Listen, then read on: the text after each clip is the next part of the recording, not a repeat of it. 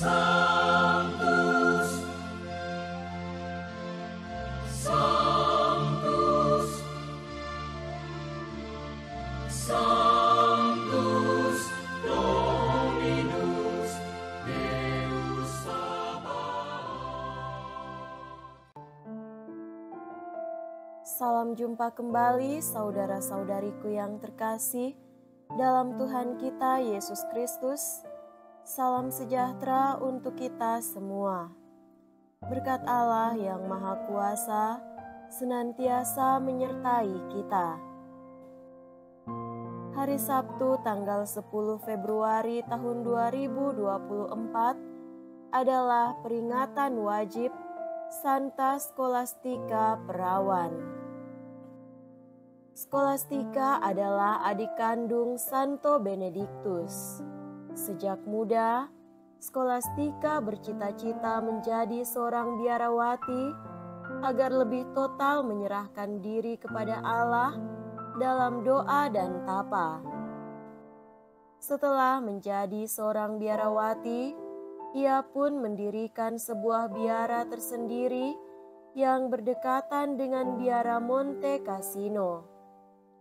Banyak wanita lain mengikuti jejak Scholastica dan tinggal di biara itu.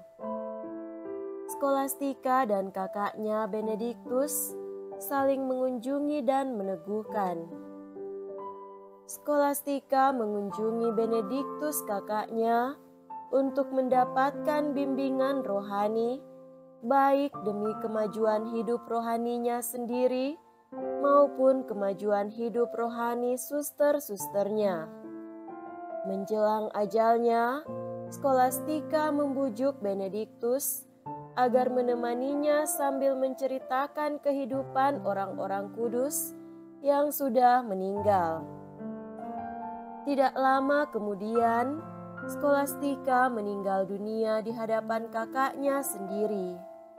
Jenazahnya dikuburkan di Monte Cassino dalam kubur yang telah disiapkan untuk Benedictus. Ia meninggal pada tahun 543. Marilah kita mendengarkan dan merenungkan bacaan-bacaan kitab suci.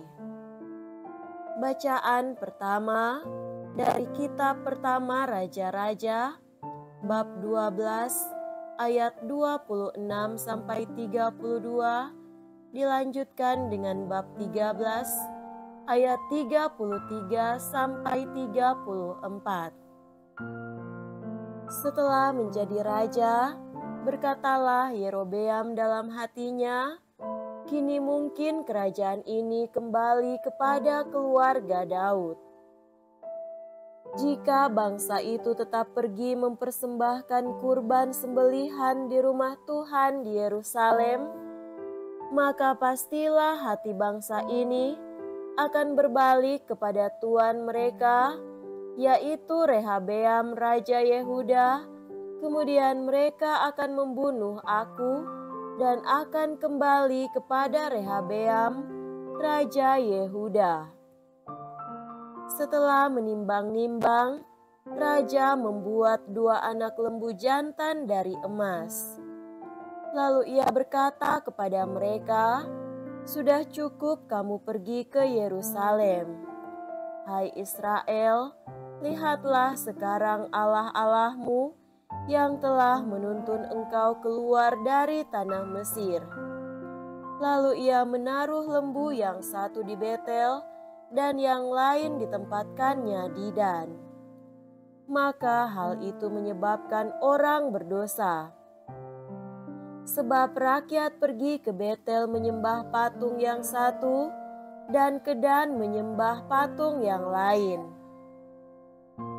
Yerobeam membuat juga kuil-kuil di atas bukit-bukit pengorbanan dan mengangkat imam-imam dari kalangan rakyat yang bukan dari Bani Lewi. Kemudian Yerobeam menentukan suatu hari raya pada hari yang ke-15 bulan ke-8, sama seperti hari raya yang di Yehuda, dan raja sendiri naik tangga mezbah itu. Begitulah dibuatnya di Betel. Ia mempersembahkan kurban kepada anak-anak lembu yang telah dibuatnya itu, dan ia menugaskan di Betel imam-imam bukit pengorbanan yang telah diangkatnya.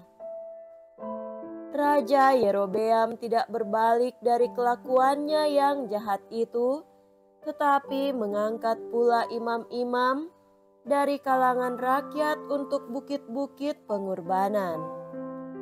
Siapa saja yang mau ditahbiskannya menjadi imam untuk bukit-bukit pengorbanan.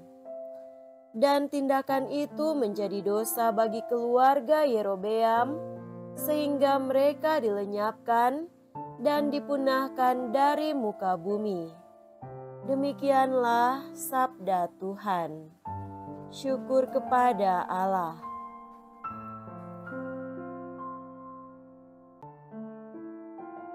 Semoga Tuhan beserta kita sekarang dan selama-lamanya. Inilah Injil suci menurut Markus. Dimuliakanlah Tuhan. Injil Markus bab 8 ayat 1 sampai 10. Sekali peristiwa, sejumlah besar orang mengikuti Yesus karena mereka tidak mempunyai makanan. Yesus memanggil murid-muridnya dan berkata, "Hatiku tergerak oleh belas kasihan kepada orang banyak ini. Sudah 3 hari mereka mengikuti aku dan mereka tidak mempunyai makanan. Jika mereka kusuruh pulang ke rumahnya dengan lapar, mereka akan rebah di jalan, sebab ada yang datang dari jauh." Murid-muridnya menjawab, "Bagaimana di tempat yang sunyi ini orang dapat memberi mereka roti sampai kenyang?" Yesus bertanya kepada mereka, "Berapa roti yang ada padamu?" Jawab mereka, 7. Lalu Yesus menyuruh orang banyak itu duduk di tanah. Sesudah itu Yesus mengambil ke-7 roti itu, mengucap syukur, lalu memecah-mecahkannya dan memberikannya kepada murid-muridnya untuk dibagi-bagikan. Dan mereka memberikannya kepada orang banyak. Mereka mempunyai juga beberapa ikan. Sesudah mengucap berkat atasnya, Yesus menyuruh supaya ikan itu juga dibagi-bagikan, dan mereka makan sampai kenyang. Kemudian orang mengumpulkan potongan-potongan roti yang sisa sebanyak 7 bakul. Mereka itu ada kira-kira 4.000 orang. Lalu Yesus menyuruh mereka pulang. Akhirnya, Yesus segera naik ke perahu dengan murid-muridnya dan bertolak ke daerah Dalmanuta. Demikianlah sabda Tuhan. Terpujilah Kristus.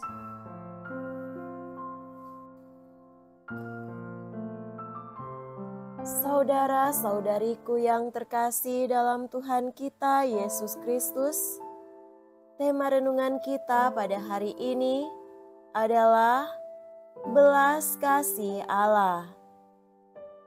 Salah satu pelajaran yang Yesus ingin kita dapatkan sebagai pengikutnya adalah Dia peduli kepada kita. Berkali-kali di seluruh Alkitab, Tuhan memberitahu kita betapa Dia mengasihi dan memedulikan kita. Dia menunjukkan hal ini kepada kita berulang kali dalam banyak cara. Namun masalahnya, banyak orang Kristen bergumul untuk percaya bahwa Tuhan peduli pada mereka. Saudara terkasih, Injil hari Minggu ini berbicara tentang mujizat yang luar biasa dari Yesus. Adegan dalam Markus bab 8 ayat 1-10 ini mengingatkan pada kisah memberi makan 5.000 orang dalam Markus 6, namun ada beberapa perbedaan halus. Seperti dalam cerita sebelumnya, ada referensi Ekaristi, Yesus mengucap syukur dan memecah-mecahkan roti seperti yang dilakukannya pada perjamuan terakhir. Kali ini dia hanya memecahkan 7 roti dan 2 ikan. Beberapa ahli melihat angka 7 ini merujuk pada misi kepada bangsa-bangsa bukan Yahudi yang dilakukan oleh 7 diakon yang disebutkan dalam Kisah Para Rasul.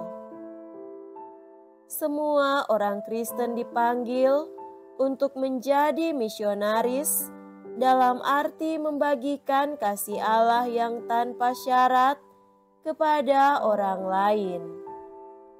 Pertama kali Yesus melakukan mujizat ini terutama untuk komunitas Yahudi, bangsa Israel. Kali ini difokuskan pada komunitas non-Yahudi.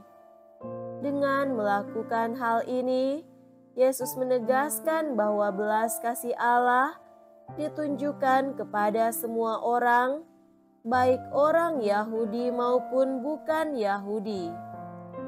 Apa yang dapat direfleksikan dari sikap Yesus yang baik hati kepada orang yang tidak punya apa-apa untuk dimakan?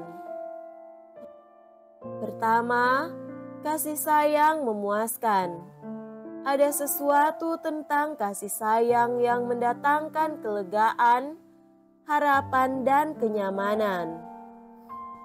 Sebagai hasil dari belas kasihan Tuhan yang menggerakkan dia untuk melakukan mujizat ini. Mereka makan sampai kenyang. Saya yakin ini adalah roti dan ikan dengan rasa terbaik yang pernah dimakan orang. Kedua, kasih sayang membantu. Belas kasih tidak bisa duduk diam dan tidak melakukan apapun. Belas kasih selalu menghasilkan tindakan. Yesus membuat pernyataan yang sangat praktis di ayat 3, yaitu, "Jika aku menyuruh mereka pulang dalam keadaan lapar, mereka akan pingsan di tengah jalan." Yesus yang Maha Tahu dan bijaksana mengetahui betapa dalamnya rasa lapar kita.